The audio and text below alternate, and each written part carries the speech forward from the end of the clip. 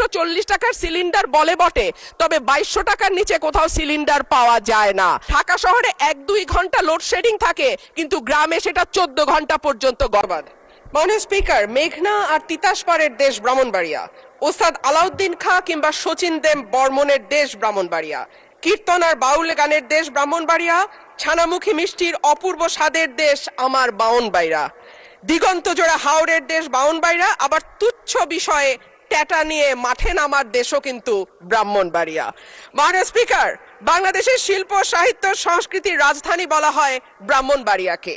এই মাটিতে একদিকে যেমন সুর সম্রাট ওস্তাদ আলাউদ্দিন খাঁ বা শচীন দেব বর্মনের জন্ম হয়েছে, তেমনি এই মাটিতে জন্ম নিয়েছেন ধীরেন্দ্রনাথ দত্ত বা অলি আহাদের মতন সংগ্রামী চরিত্র, যাদের কল্যাণে বাংলা আজকে আমাদের রাষ্ট্রভাষার স্বীকৃতি পেয়েছে। মাননীয় স্পিকার, আমার নির্বাচনী এলাকা ব্রাহ্মণবাড়িয়া ২ এর অন্তর্গত আশুগঞ্জ একটি শিল্পনগরী। এখানে সার কারখানা, বিদ্যুৎ কেন্দ্র, চালকল, মিল, ফ্যাক্টরি আছে, বন্দর। ব্রাহ্মণবাড়িয়ার গ্যাস যায় সারা বাংলাদেশে, কিন্তু ব্রাহ্মণবাড়িয়ার মানুষ গ্যাস পায় না। মাননীয় স্পিকার, তিতাস গ্যাস ফিল্ড বাংলাদেশের অন্যতম প্রাচীন ও প্রধান প্রাকৃতিক গ্যাস কেন্দ্র। ১৯৬২ সালে আবিষ্কৃত এই গ্যাস ক্ষেত্র থেকে বর্তমানে ২২টি কূপের মাধ্যমে দৈনিক প্রায় ৩২৫ মিলিয়ন ঘনফুট গ্যাস জাতীয় গ্রিডে সরবরাহ করা হচ্ছে। ১৯৯১ সালে সরাইল উপজেলার সদর ইউনিয়নে গ্যাসের সংযোগ দেয়া হয়। শুরুর দিকে গ্রাহক ছিল ১,০০০, বর্তমানে কাগজে কলমে ৫,০০০, কিন্তু অবৈধ সংযোগ যদি আমরা এর সঙ্গে যুক্ত করি তাহলে প্রায় ৮ থেকে ৯,০০০। কিন্তু প্রত্যেকজন গ্রাহকই আছেন চরম গ্যাসের সংকটে।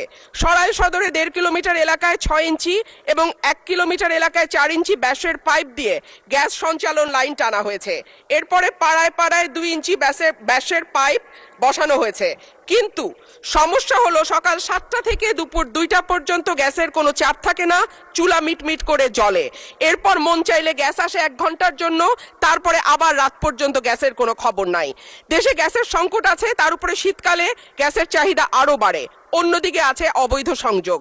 Bakhrabad gas transmission and distribution system limited Brahmanbaria কার্যালয় থেকে জানানো হয়েছে, লোকবলের অভাব সহ নানা সংকটে তাদের তদারক করা পুরোপুরি সম্ভব হচ্ছে না। মাননীয় স্পিকার, ২০১৬ সালে বাসাবাড়িতে গ্যাসের সংযোগ দেওয়া বন্ধ হলেও এখনো কিন্তু অসাধু কর্মকর্তাদের সাহায্যে বেশ কিছু মানুষ বাড়িতে অবৈধ গ্যাসের সংযোগ নিয়ে রেখেছে।